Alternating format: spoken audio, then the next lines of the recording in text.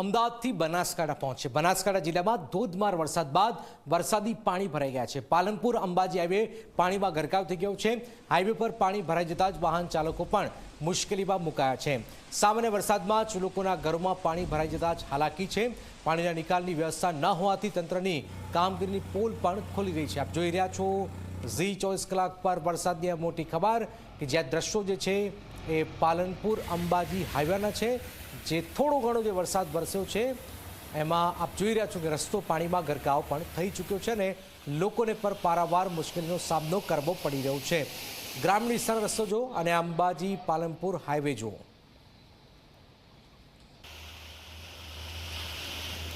બનાસકાંઠા જિલ્લાના અનેક પંથકોની અંદર મોડી રાતે ભારે પવન અને વીજળીના કડાકા ભડાકા સાથે કમોસમી વરસાદ વરસ્યો છે, જેને લઈને જિલ્લાના અનેક જે નીચાણવાળા વિસ્તારો છે તે વિસ્તારોની અંદર ઘૂંટણસમાં પાણી ભરાયા છે।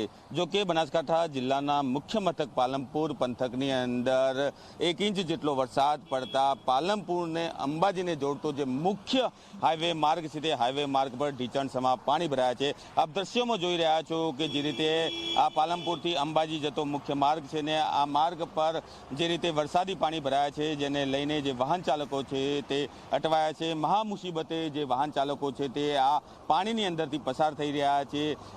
જે રીતે સામાન્ય વરસાદની અંદર જ હાઈવે પર આ પાણી ભરાયા છે, જેને લઈને જે નાના વાહન ચાલકો છે તે આ પાણીની અંદર પોતાના વાહનો નાખવાનું ટાળી રહ્યા છે, તો અનેક જે વાહનો છે તે પાણીની અંદર પસાર થતાં ખોટવાઈ રહ્યા છે। મોટું નુકસાન છે તે વાહન ચાલકોને થઈ રહ્યું છે। સ્થાનિક લોકોનો આક્રોશ છે કે સામાન્ય વરસાદની અંદર પણ અહીંયા રોજ ઢીચણસમાં પાણી ભરાઈ જાય છે, જેને લઈને તેઓ મુશ્કેલીમાં મુકાઈ જાય છે। અનેકવાર તંત્રને રજૂઆત કરવા છતાં કોઈ પણ પ્રકારનું નિરાકરણ કે પાણીના નિકાલની કોઈ વ્યવસ્થા છે તે થતી નથી, જેને લઈને વારંવાર પાલનપુરથી અંબાજી અને વડગામ જતા જે હજારો વાહન ચાલકો છે તે વાહન ચાલકોમાં ભારે રોજ જોવા મળી રહ્યો છે।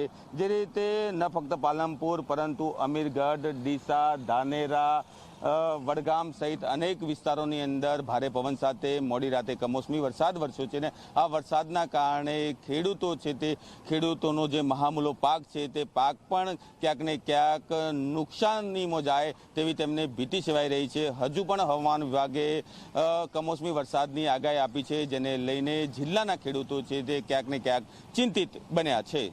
અલ્કેશ રાવ, જી મીડિયા, બનાસકાંઠા।